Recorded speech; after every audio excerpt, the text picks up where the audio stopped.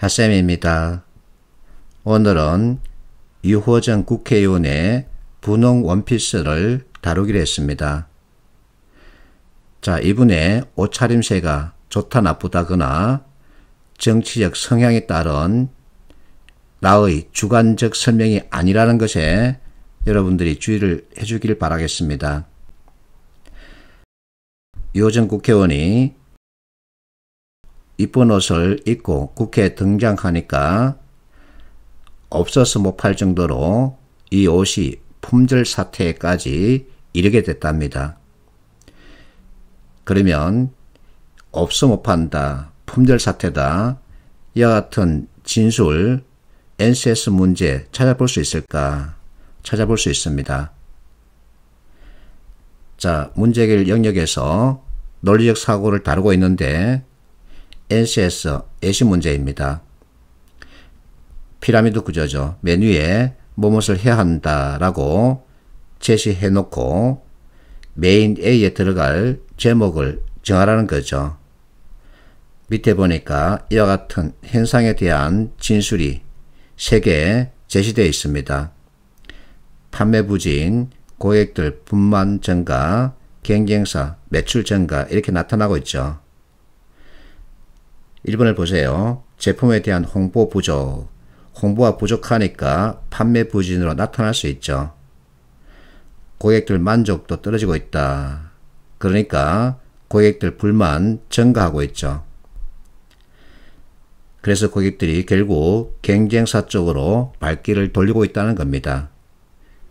답은 1번이죠. 그런데 실제 수업에서 보면 많은 학생들이 2번을 답으로 고르는 경우를 볼 수 있습니다. 2번, 제품에 대한 고객 수요 맞출 수가 없어서 고객들이 발길을 돌리고 있다. 이 진술이 무엇을 뜻할까요? 유호정 의원 관련 이슈 바로 연결할 수 있죠. 없어 못 판다 이 뜻입니다. 팔고 싶어도 제품이 없기 때문에 팔 수 없다 이 뜻이죠. 많은 고객들이 줄을 서고 있습니다. 그러나 팔고 싶어도 이미 동났다는 얘기입니다.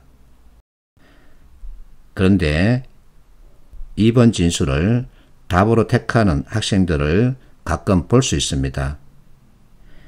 3번 보세요. 인력이 부족하다. 그러면 일 처리하는데 시간이 많이 걸리겠죠.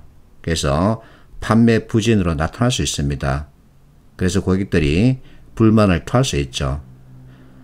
그렇다고 경쟁사까지 갈까?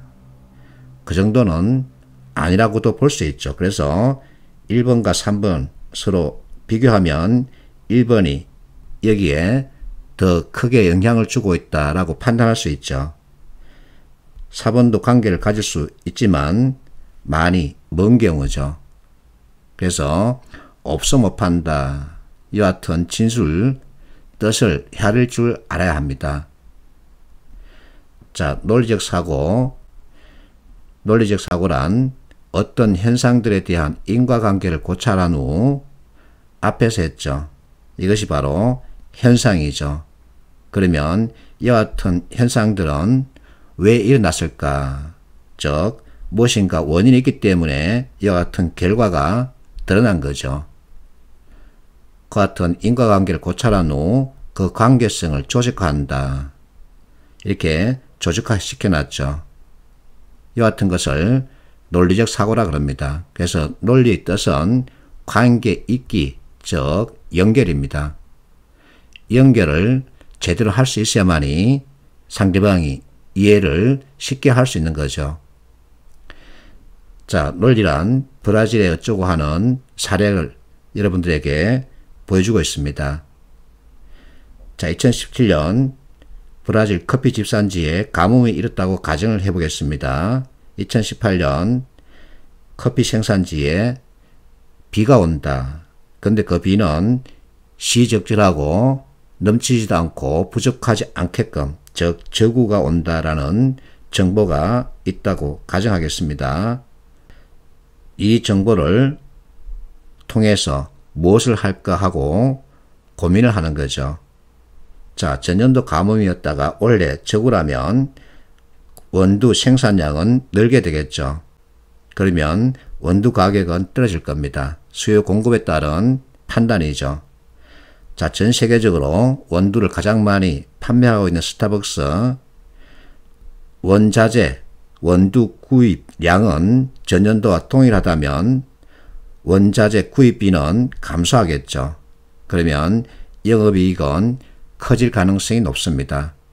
영업이익이 커지면 주가에 영향을 줘서 주가가 오르겠죠. 그래서 홍길동이는 스타벅스를 보고서 투자 차익을 생각해내는 겁니다. 여하튼 관계를 보여주는 것을 논리적 사고 그리고 논리 구조화라 그러죠. 자, 후기를 보면 연결고리 제시하지 못해서 결국은 탈락했다라는 스토리를 볼 수 있습니다. 이 연결고리를 잘 만들어야 한다는 거죠. 그래서 논리 구조화에 익숙해져야 합니다. 논리 구조화는 서로의 관계를 잇다, 연결하다 그 얘기입니다. 어떤 이슈에 따른 인과관계를 고찰한 후 전체와 부분의 관계 그리고 앞뒤 순서의 관계를 따져서는 내가 어떤 순서로 무슨 일을 할 것인가 이렇게 살펴보는 것을 논리 구조화라 그럽니다. 앞에서 유호정 의원, 분홍 원피스 이와 같은 이슈가 있으면 이 이슈 특징이 무엇일까? 이쁘다. 나는 이렇게 봤습니다. 그러면 이 옷과 관련해서 일을 하고 있는 업체에서는 빨리 이 이슈에 따른 옷을 구매하겠다 또는 판매하겠다라는 생각을 하게 되죠. 그러면 어느 만큼 이익을 낼 수 있다라는 결과까지 점칠 수 있죠. 담당자는 자기 업무 관련해서 무슨 일을 어떻게 할 것인지 빨리 짚어야 합니다. 그렇게 해서 나중에 전체적으로 일을 잘했다 못했다라는 평가를 하게 되는 거죠. 그래서 이론에서 비롯된 개념을 제대로 익히면 전체적으로 이해가 쉽습니다. 내가 NCS 문제 풀이에 필요한 개념을 이 책에 거의 담아놨죠. 그래서 이 책을 통해서 개념을 익힌 후 산업 현장을 보면 개념에 따른 판단이기 때문에 문제를 많이 그리고 쉽게 풀 수 있고 답도 정확하게 많이 맞출 수 있죠. 그러면 풀이율과 정답률을 높일 수 있습니다. 이렇게 하면 최소 비용, 최대 효과를 꾀한다고 의미를 부여할 수 있겠죠. 그러면 이제 여러분들이 원하는 안정권에 드는 점수를 받으면서 면접으로 가는 열차에 오를 수 있습니다. 나는 그렇게 생각합니다. 화이팅 하십시오.